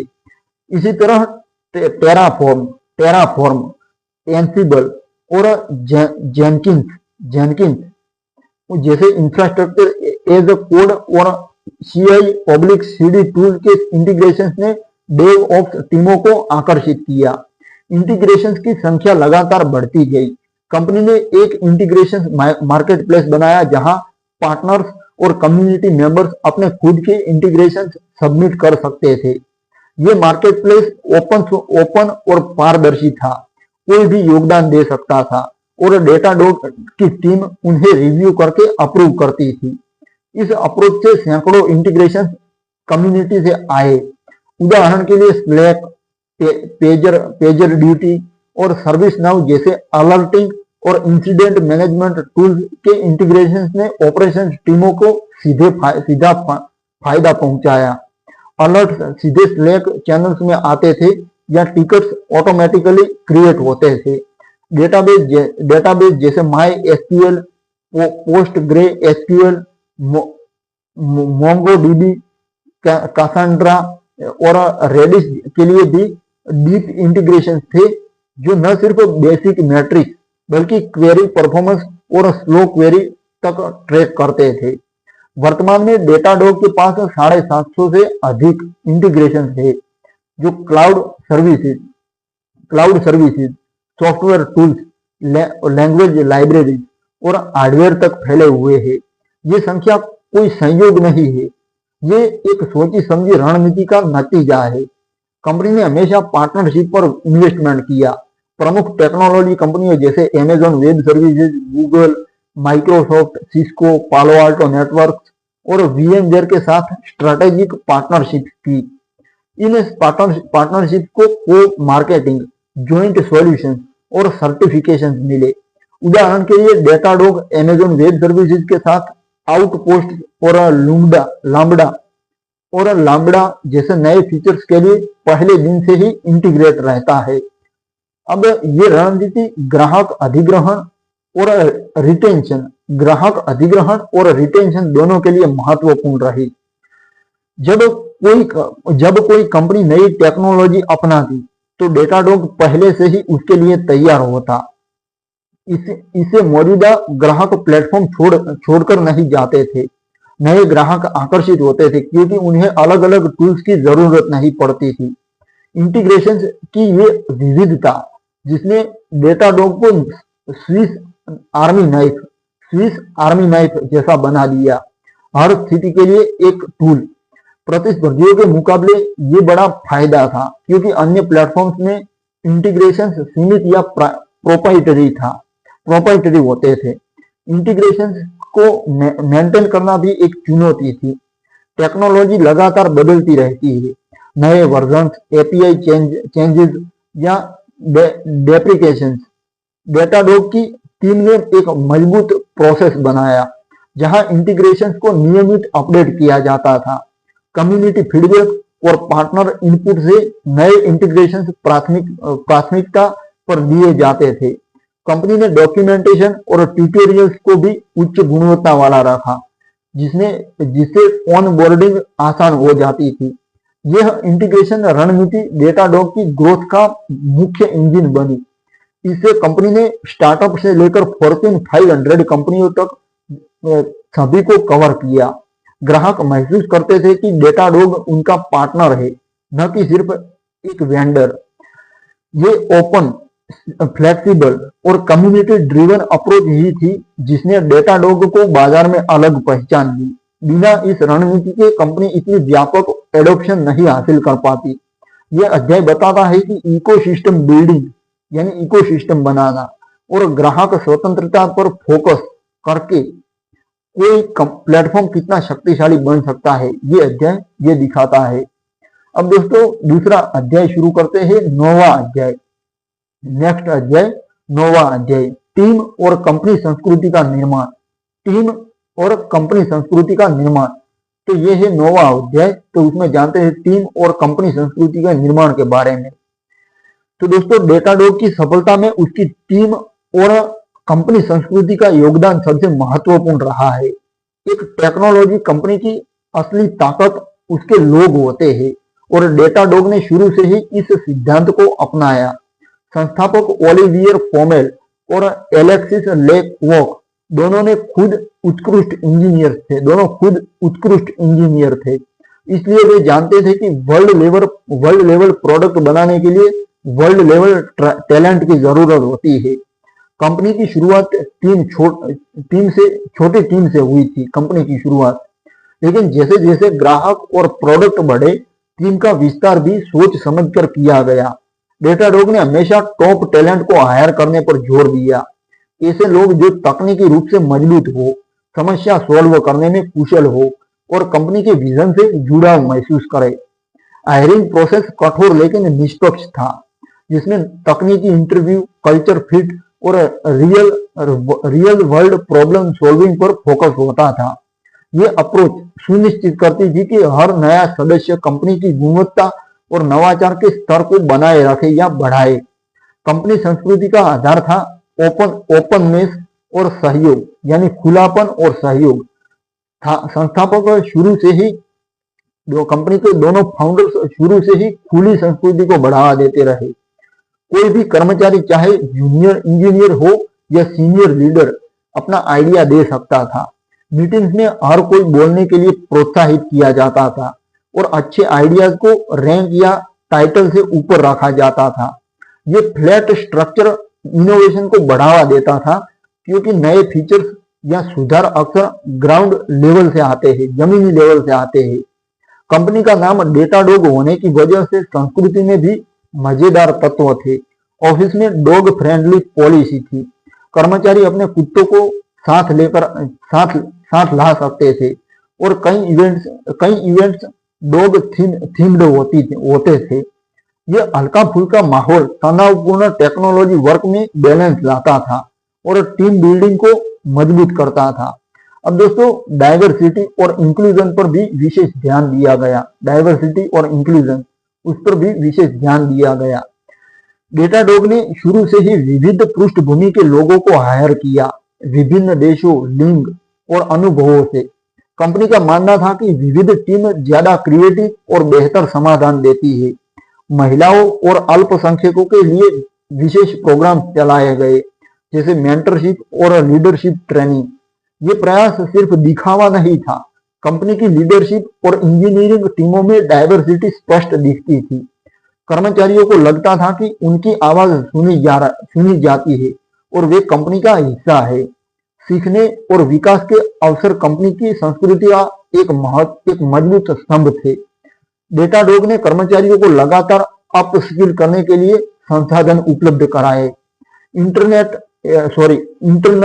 Take talks, workshop, conference attendance और ऑनलाइन कोर्सेज के लिए बजट था। नए इंजीनियर्स को मेंटरशिप प्रोग्राम मिलता था, जहां सीनियर मेंबर्स गाइड करते थे। हैकाथॉन्स और इनोवेशन डेज नियमित होते थे, जहां टीम्स नए आइडियाज पर काम करती थी। कई फीचर्स इसी से निकले।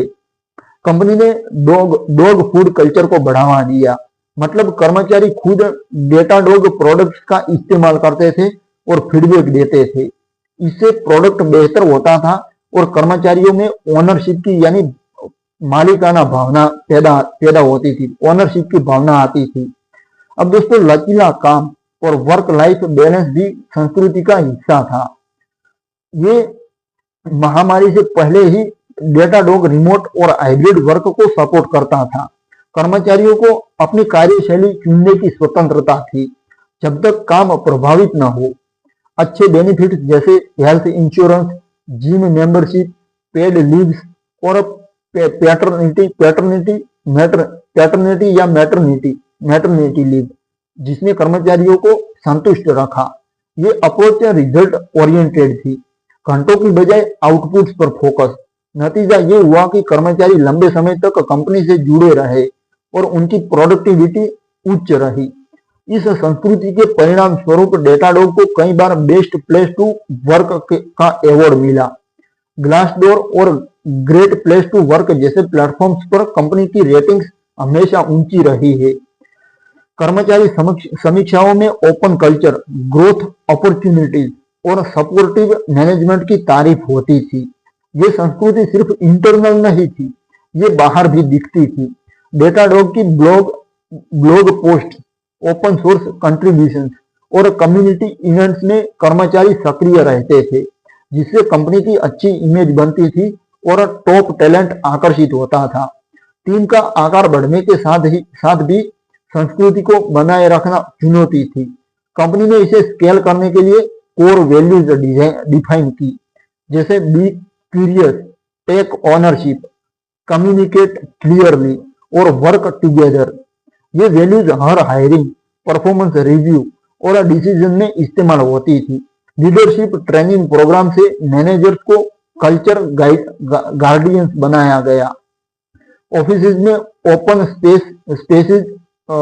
स्पेसेस, टीम बिल्डिंग एक्टिविटीज और ऑन हैंड मीटिंग्स से कनेक्शन बनाए रखा गया। ये मजबूत टीम और संस्कृति ही डेटाडॉग की तेज ग्रोथ और इनोवेशन का रहस्य रही। जब चुनौतियां आई, जैसे महामारी, मार्केट चेंजेस या कंपटीशन, टीम ने एकजुट होकर काम किया। कर्मचारियों की समर्पण और क्रिएटिविटी ने कंपनी को आगे बढ़ाया। बिना इस ह्यूमन फाउंडेशन के डेटाडॉग सिर्फ एक टूल नहीं, बल्कि इंडस्ट्री लीडर बन पाता। ये अध्याय बताता है कि सही लोगों को सही कल्चर में रखकर कोई कंपनी कितनी दूर तक जा सकती है। अब दोस्तों बढ़ते हैं अगले चैप्टर की ओर। 10वां चैप्टर, वैश्विक विस्तार। कंपनी का वैश्विक पूरी दुनिया में विस्तार कैसे हुआ वो जानते हैं 10वें चैप्टर में। तो दोस्तों डेटाडॉग की यात्रा शुरू में न्यूयॉर्क सिटी से हुई थी, लेकिन कंपनी ने बहुत जल्दी ही समझ लिया कि क्लाउड ऑब्जर्वेबिलिटी एक ग्लोबल जरूरत है। दुनिया भर की कंपनियां क्लाउड पर शिफ्ट हो रही थी और हर क्षेत्र की अपनी विशिष्ट आवश्यकताएं थी। जैसे यूरोप में डेटा प्राइवेसी रेगुलेशन, एशिया में तेजी से बढ़ते डिजिटल मार्केट और लैटिन अमेरिका में उभरते क्लाउड एडॉप्शन। संस्थापकों का फ्रेंच बैकग्राउंड होने की वजह से यूरोप के साथ स्वाभाविक जुड़ाव था, लेकिन कंपनी ने रणनीतिक रूप से वैश्विक विस्तार की योजना बनाई। ये विस्तार सिर्फ ऑफिस खोलने तक सीमित नहीं था, इसमें लोकल टीम्स का निर्माण, क्षेत्रीय डेटा सेंटर, भाषा सपोर्ट और स्थानीय रेगुलेशंस का पालन शामिल था। इन दृष्टिकोण ने डेटाडॉग को एक सच्ची ग्लोबल कंपनी बनाया जो हर क्षेत्र के ग्राहकों की जरूरतों को समझती और पूरा करती थी। पहला बड़ा अंतरराष्ट्रीय कदम यूरोप की ओर था। 2012-13 के आसपास कंपनी ने पेरिस में अपना पहला अंतरराष्ट्रीय ऑफिस खोला।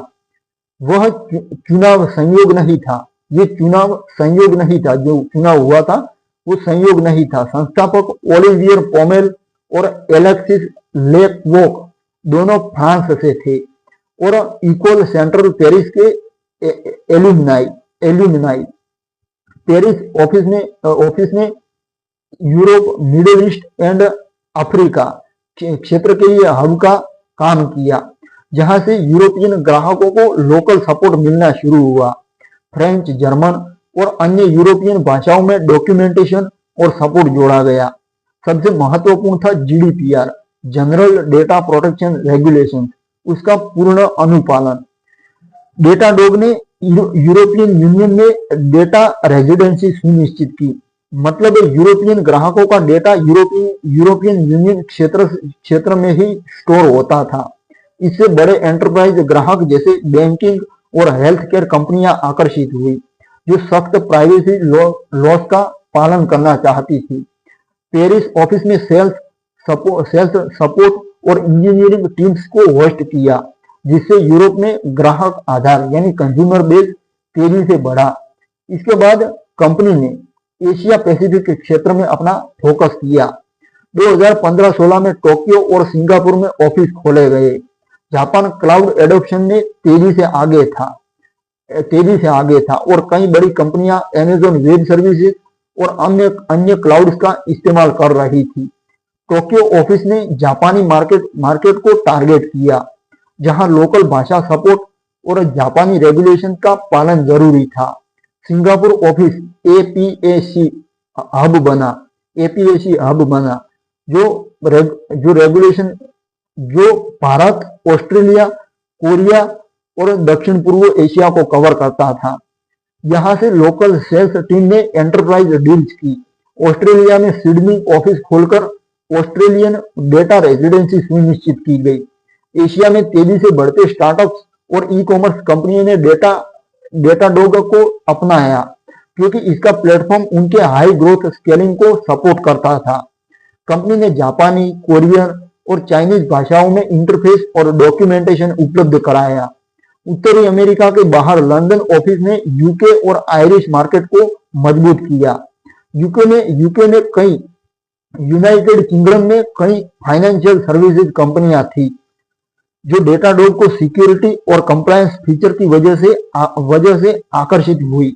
कंपनी ने विभिन्न क्षेत्रों में डेटा सेंटर स्थापित किए, जैसे यूरोपियन यूनियन में फ्रैंकफर्ट, एशिया में टोक्यो और सिंगापुर और ऑस्ट्रेलिया में सिडनी। इससे ग्राहकों को कम लेटेंसी और लोकल रेगुलेशंस का फायदा मिला। डेटाडॉग ने ग्लोबल पार्टनरशिप भी बढ़ाई, जैसे लोकल क्लाउड प्रोवाइडर्स या रीसेलर्स के साथ। वैश्विक विस्तार में टीम डाइवर्सिटी भी महत्वपूर्ण थी। हर नए ऑफिस में लोकल टैलेंट को हायर किया गया। अब जो स्थानीय मार्केट को समझते थे, लोकल मार्केट को समझते थे। उदाहरण के लिए जापान ऑफिस में जापानी इंजीनियर्स और सेल्स प्रोफेशनल्स थे। ग्राहकों से उनकी भाषा में बात करते थे। ये लोकल टच ग्राहक रिलेशनशिप को मजबूत बनाता था। कंपनी ने global global all hands meetings global all hands meetings और क्रॉस ऑफिस प्रोजेक्ट से टीम को एकजुट रखा। समय टाइम सेक्टर के अंतर के बावजूद सहयोग बना रहा। समय क्षेत्रों के अंतर के बावजूद भी बना रहा। इस विस्तार की रणनीति ग्राहक केंद्रित थी। कंपनी ने हर क्षेत्र की विशिष्ट जरूरतों को सुना। जैसे एशिया में मोबाइल और गेमिंग कंपनियों के लिए RUM फीचर्स, RUM का फुल फॉर्म मैं बता चुका हूँ। या यूरोप में security posture management, local events, meetups, conferences में भागीदारी बढ़ाई गई। उदाहरण के लिए जापान में अमेज़न वेब सर्विसेज समिट या यूरोप में क्यूबेकॉन में डेटाडॉग की मजबूत उपस्थिति रही। इससे ब्रांड अवेयरनेस बढ़ी और नए ग्राहक जुड़े। 2020 के दशक में विस्तार और तेज हुआ।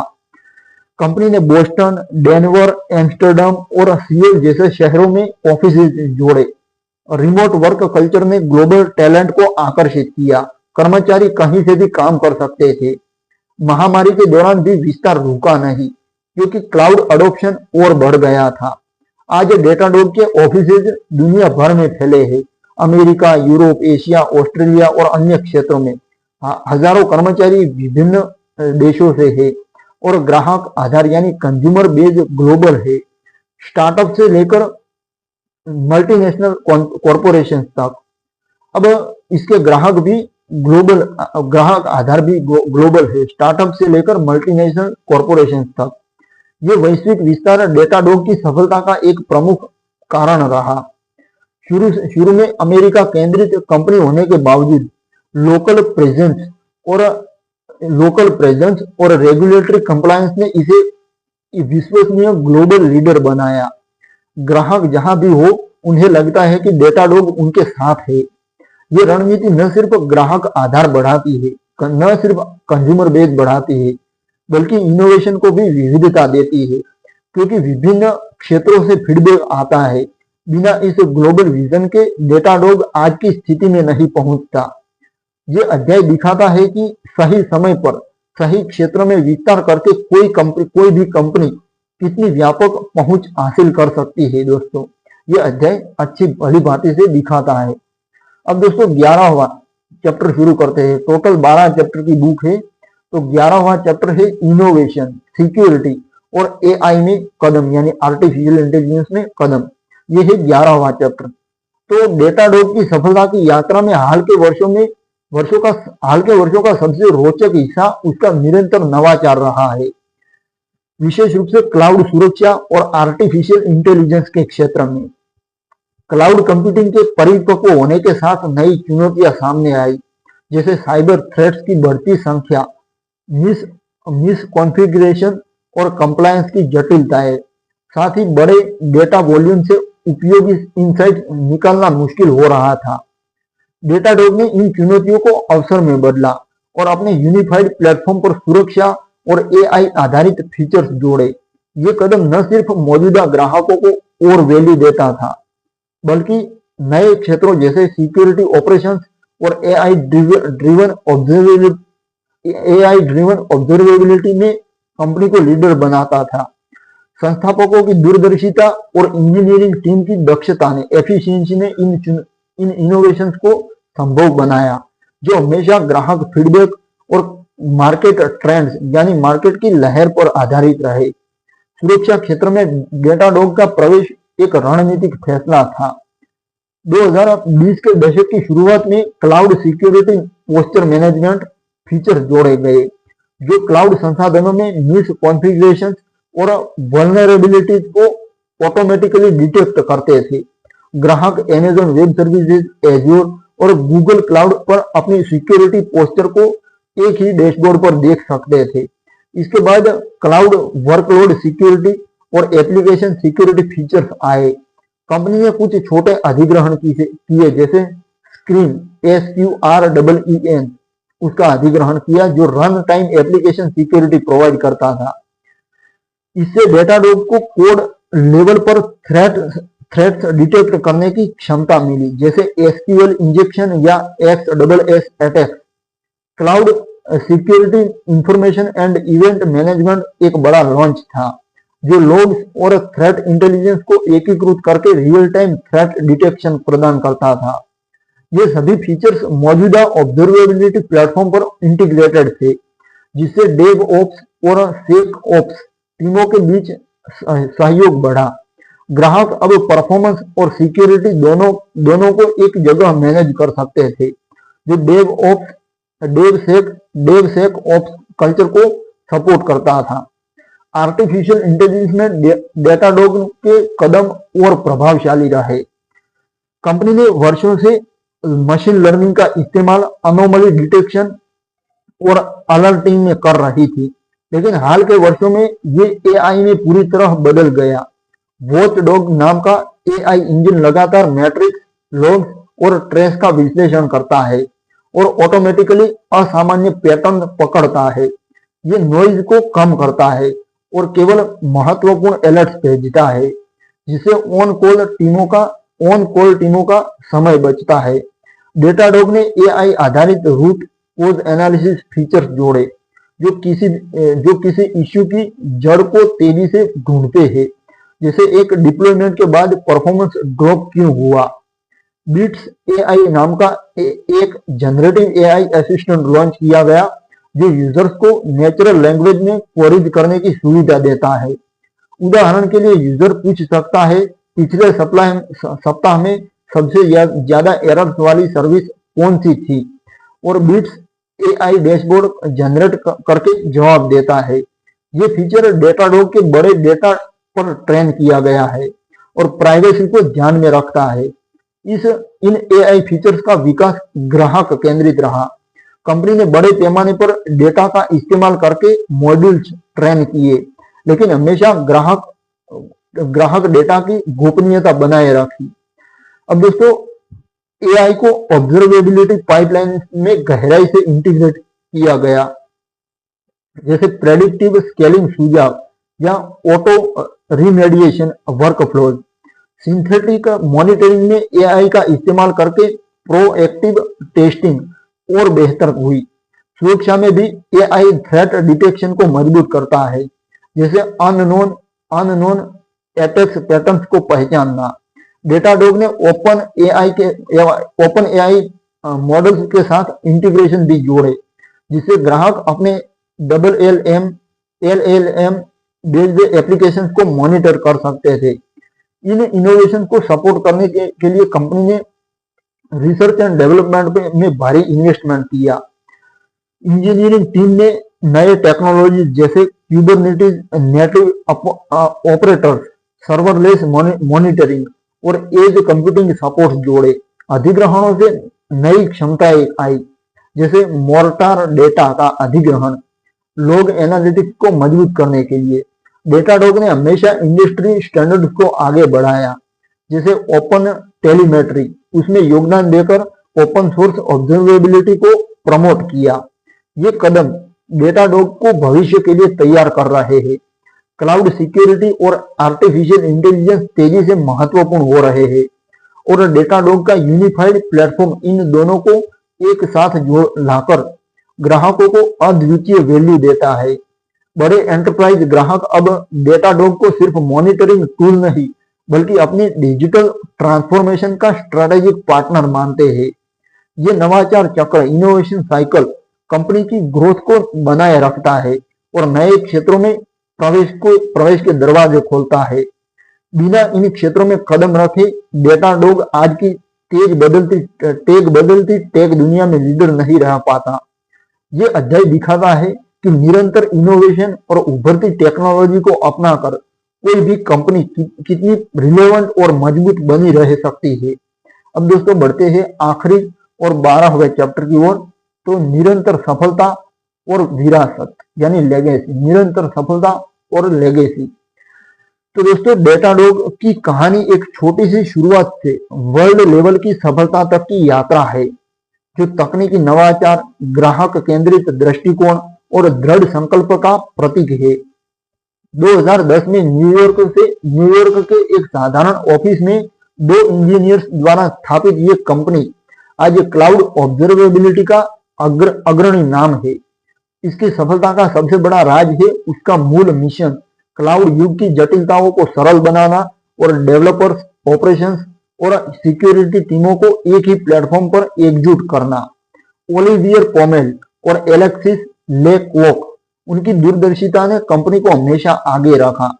उन्होंने कभी सिर्फ एक मॉनिटरिंग टूल नहीं बनाया, बल्कि एक महत्वपूर्ण इकोसिस्टम डेवलप किया जो हजारों टेक्नोलॉजीज के साथ काम करता है और लगातार नई चुनौतियों का समाधान देता है। ये निरंतर विकास ही डेटाडॉग को प्रतिस्पर्धियों से अलग रखता है। कंपनी की सफलता के प्रमुख स्तंभों में उसका यूनिफाइड प्लेटफॉर्म सबसे ऊपर है। जहां अन्य कंपनियां अलग अलग टूल्स बेचती है, डेटाडॉग ने शुरू से ही सब कुछ एक जगह लाने पर जोर दिया।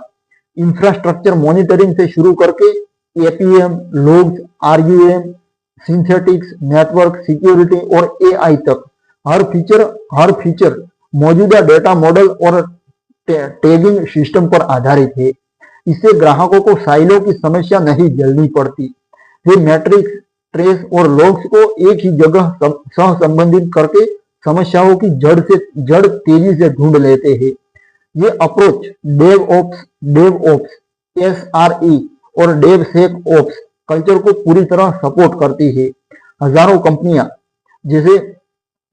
कंपनियां छोटे स्टार्टअप से लेकर ग्लोबल एंटरप्राइजेज तक इसी वजह से डेटाडॉग पर निर्भर है। उनका प्लेटफॉर्म न सिर्फ रिएक्टिव मॉनिटरिंग देता है, बल्कि प्रोएक्टिव और प्रेडिक्टिव इंसाइट्स भी प्रदान करता है। इंटीग्रेशन की रणनीति ने डेटाडॉग को अजेय बना दिया।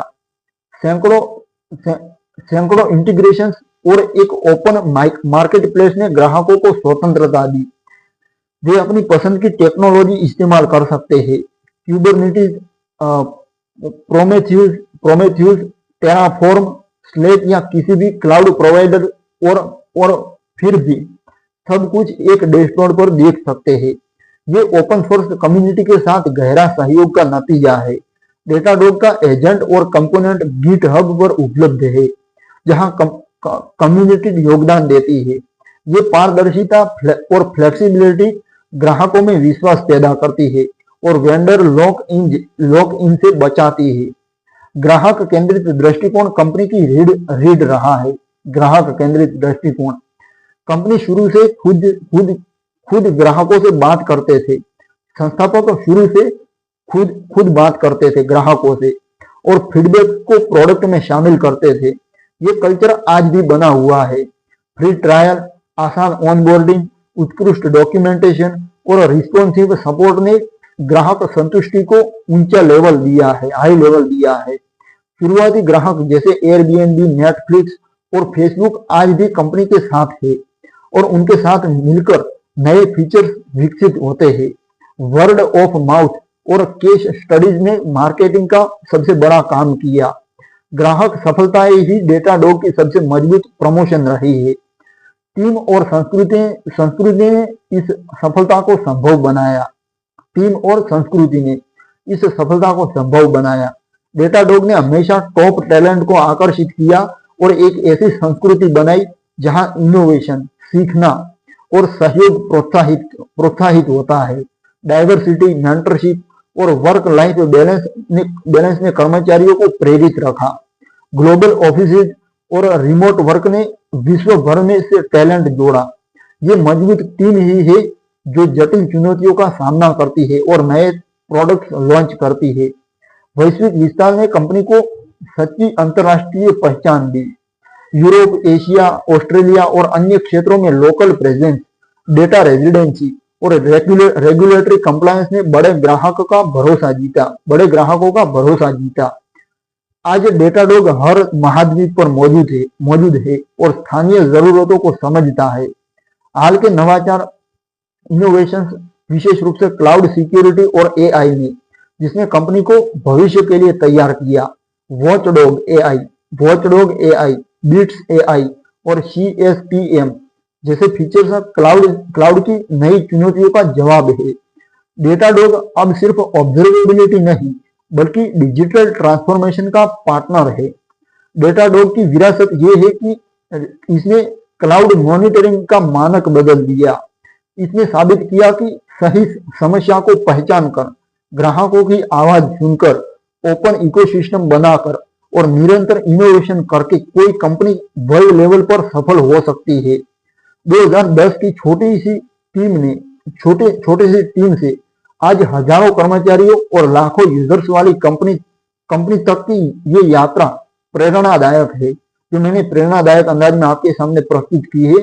तो ये बताती है कि तकनीकी पैशन, मजबूत टीम और ग्राहक फोकस से कोई भी सपना हकीकत बन सकता है।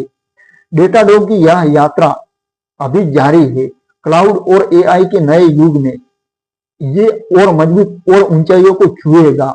ये कंपनी न सिर्फ एक बिजनेस की सफलता है बल्कि टेक्नोलॉजी इंडस्ट्री के लिए एक मिसाल है कि सही विजन से कितना कुछ हासिल किया जा सकता है। तो दोस्तों, ये थी डेटाडॉग कंपनी की पूरी सफलता की कहानी की आई बुक, जो मैंने प्रेरणादायक अंदाज में आपके सामने प्रस्तुत की। आशा करता हुआ आपको ये आई बुक पसंद आई होगी और मिलते हैं एक नई आई बुक में दिल की गहराइयों के साथ। आपका बहुत बहुत धन्यवाद दोस्तों।